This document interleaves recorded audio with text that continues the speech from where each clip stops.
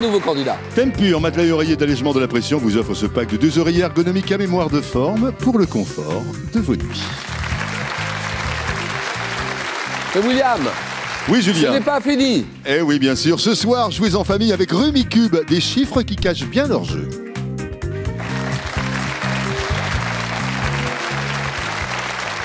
La réponse à la question de samedi avant-hier, synonyme de colère, c'est lire. I-R-E, bien sûr.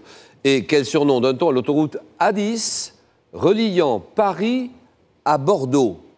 Le surnom qu'on donne à l'A10, autoroute A10, Paris-Bordeaux, l'Occitane, l'Aquitaine, l'Occitane ou l'Aquitaine. Amusez-vous sur cette question, allez-y, 32,45 et vous avez 500 € à gagner. 32,45. On continue. Deuxième phase de jeu, place au jeu. Oui, Julien, la fête continue avec Jean-Louis, Florence et Richard. Ils sont prêts pour l'épreuve du questionnaire. Vous aurez compris qu'il s'agit du 4 à la suite. Alors Jean-Louis qui n'emmène pas large pour l'instant, un peu stressé, nous avons une belle série ce soir, tiens, sur les mots doux. Pilote de moto célèbre. Nous vous proposons aussi la chute du mur de Berlin à l'occasion des 20 ans de la chute du mur de Berlin. 20 ans déjà. Et les adaptations de tubes étrangers. Je vais tenter la chute du mur de Berlin. Pour les 20 ans de la chute du mur de Berlin. Les questions. Jean-Louis, un ancien géomètre et géographe aussi. Saint-Médard, Saint-Médard-en-Jalles. Oui, ça c'est la Gironde, ça sans doute. Oui, Saint-Médard. C'est Bordeaux. À côté de Bordeaux, en banlieue. Pas loin. Oui. Alors Marianique? Ben, elle est dans la salle, je lui fais un gros bisou. Mais bien sûr. Et Suzanne? Elle est partie, malheureusement, elle avait un rendez-vous urgent. Ah, alors on la salue quand même. Oui, bien sûr, oui. On lui dit un bon petit bonjour. Merci d'être fidèle à ce rendez-vous, Jean-Louis. Au point de venir nous voir, de venir participer à ce jeu. Jean-Louis, vous me dites Berlin, la chute du mur. D'accord? Oui. Allez, parti. Le soir de la chute du mur, quel chancelier allemand interrompt un voyage pour tenir un discours devant l'hôtel de ville de Berlin-Ouest? Willy Brandt. Par quelle locution péjorative désignait-on le mur de Berlin? Mur de la honte.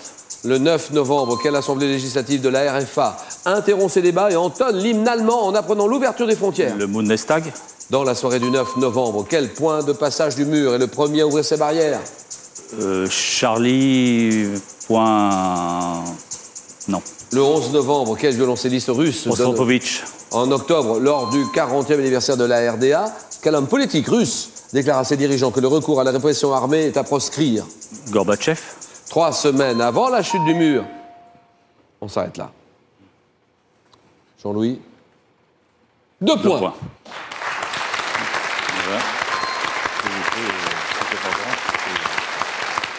Violoncelliste, le 11 novembre. Il est russe, il donne un concert improvisé, totalement improvisé, au pied du mur.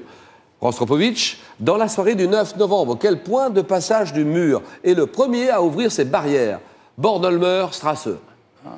Le soir de la chute du mur, chancelier allemand qui interrompt un voyage pour tenir un discours devant l'hôtel de ville de Berlin-Ouest, Helmut Kohl. 2 points. Et Florence.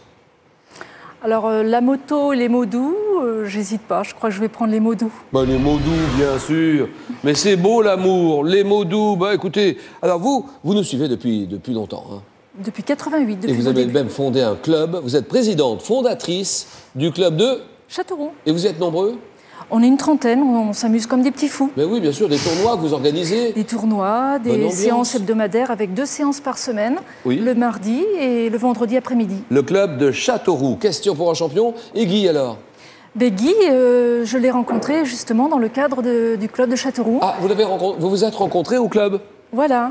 Il est venu passer les sélections que vous aviez organisées à Châteauroux. Oui. Et il a eu connaissance de l'existence du club à cette occasion. Donc il a fréquenté ce club? Oui, et il l'a plus quitté. Il m'a plus quitté non plus. Et il vous a plus quitté non plus. Hein. Il est là, Guy. Alors, je sais pas, adressez-lui la parole, faites-lui un petit coucou, un petit bisou, quelque chose. Je vais essayer de lui dire plein de mots doux. Voilà, bravo Florence. Les collègues, les amis, vous êtes agent aux impôts à Châteauroux? Oui. Salut les collègues. Votre papa Pierre et puis maman aussi, tout le monde. Voilà. Florence, merci d'être avec nous, Madame la Présidente. 40 secondes sur les mots doux. Dans quelle série télé Alexandra Lamy et Jean Dujardin s'appellent-ils? Chouchou et Loulou? Un gars et une fille. Quel personnage de Molière essaie de tourner un billet galant avec la phrase « Belle marquise, vos beaux yeux me font mourir d'amour ». Agnès. Quel nom d'animal Jean-Paul Sartre donnait-il affectueusement à Simone de Beauvoir? Passe. Quel terme de linguistique qualifie un mot qui exprime une intention affectueuse, comme chouchou par exemple? Pardon? Quel terme de linguistique qualifie un mot qui exprime une intention affectueuse, comme chouchou? Chérie? Aux Antilles, par quel terme désigne-t-on une jeune femme aimée? Doudou? Dans Quai des Brumes, que répond Michel Morgan à Jean Gabin en le vous voyant? T'as de beaux yeux, tu sais. Quand il lui dit « T'as de beaux yeux, tu sais », que lui répond-il? Ou plutôt, que répond Michel Morgan? Parce que c'est lui qui dit « T'as de beaux yeux, tu sais ». Vous le savez. Et elle, ah oui, ça je le sais. Non mais c'est bon parce que c'est une scène magique. Il le connaît par cœur, il sait tout ça par cœur, Richard. Il lui dit « T'as de beaux yeux, tu sais ». Oui. Et elle lui dit « Embrassez-moi ». Ah oui. Ouais. Et là, c'est chaud, aïe, aïe, aïe, aïe, aïe. Oh là là là là là là, quelle scène. C'est Jean Gabin, c'est Michel Morgan, c'est inoubliable. Et vous avez un point pour Florence.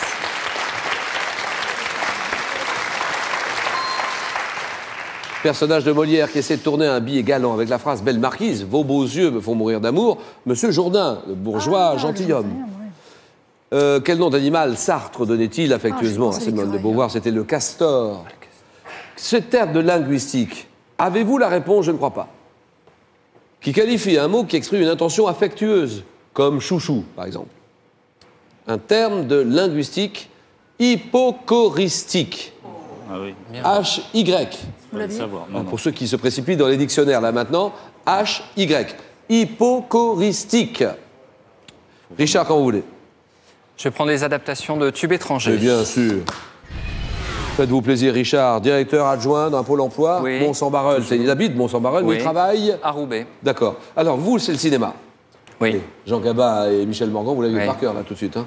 Pour les réalisateurs fétiches, c'est De Palma? Oui, De Palma, bien aussi Cronenberg, Carpenter. Et Richard, nous sommes maintenant dans ce jeu et je vous propose d'y aller. Vous m'avez dit les tubes étrangers, les adaptations. Les adaptations. Allons-y. Top 72, quel groupe conduit Michel Fugain? Le Big Bazar? Oui. En 75, quel titre porte l'adaptation de Barbara Ann dans des Beach Boys par le groupe Martin Circus? Barbara Ann. Marilyn. Quel titre? Oui. En 59, quelle chanson de Richard Anthony est une adaptation du titre Three Cool Cats?